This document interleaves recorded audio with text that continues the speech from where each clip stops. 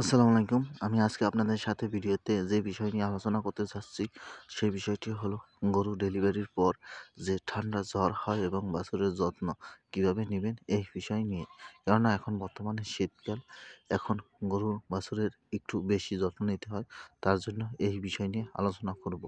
যদি আপনাদের আমার ভিডিওটি দেখে একটুও ভালো লেগে থাকে তাহলে লাইক, শেয়ার, কমেন্ট এবং সাবস্ক্রাইব করবেন। শীতের সময় বা কুয়াশায় ভরা এই সময় যদি আপনাদের গাভী ডেলিভারি হয় তাহলে আপনারা গাভীর কী যত্ন নিবেন সেই বিষয় নিয়ে আলোচনা করব।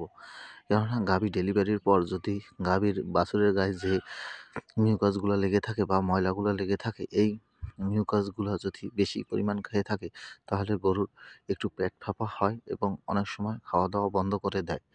এজন্য আপনারা গরু ডেলিভারির সাথে সাথে পরিষ্কার কাপড় দিয়ে পরিষ্কার করে দেবেন এবং গরুর সামনে দিবেন যাতে তার বাচ্চার গন্ধ নিতে পারে এবং পরবর্তীতে যে বাচ্চা দাঁড়িয়ে যাইতে গেলেই যাতে গুঁতা না দিয়ে দূরে সরিয়ে দেয় এর জন্য।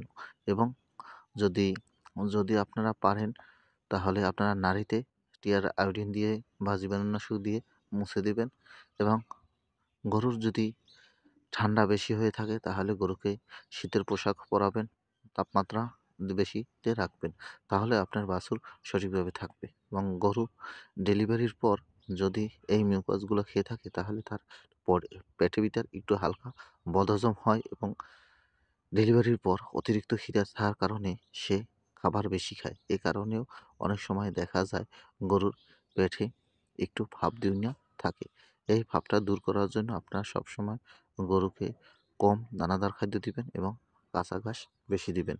কাঁচা ঘাস বেশি না দিলে এই ভাপ বেশি আকারে ধারণ করে এবং পরবর্তীতে খাওয়া দাওয়া বন্ধ হয়ে যায়। এবং শীতকালে যদি গরু ডেলিভারি হয় রাত্রে তাহলে প্রায় গরুরই ঠান্ডা লাগে, কেননা রাত্রে বের করা হয় এর জন্য। যদি এরকম হয়ে থাকে তাহলে আপনার ঠান্ডার ঔষধ খাওয়াবেন। যদি ঠান্ডার ঔষধ না খাওয়ান আস্তে আস্তে আপনার গরুটি মারাত্মক নিউমোনিয়ায় আক্রান্ত হবে। এতে নিউমোনিয়া আক্রান্ত হলে তখন অ্যান্টিবায়োটিক ইউজ করবেন। এই অ্যান্টিবায়োটিক ইউজের কারণে দুধের পরিমাণ কমে যাবে এবং বাছুরেরও দুধ পাবে না। তাই আপনারা সবসময় দুগ্ধবতী গাভীকে সবসময় যত্নের সহকারে রাখবেন এবং যাতে বিভিন্ন স্থানে শুতে না পারে এদিকে খেয়াল রাখবেন, তাহলে ম্যাস্টাইজ হয়ে যাবে এবং ভালোভাবে উলান ধুয়ে দুধ দোয়াবেন। এভাবে করলেই আপনার গরু সুস্থ সবল থাকবে।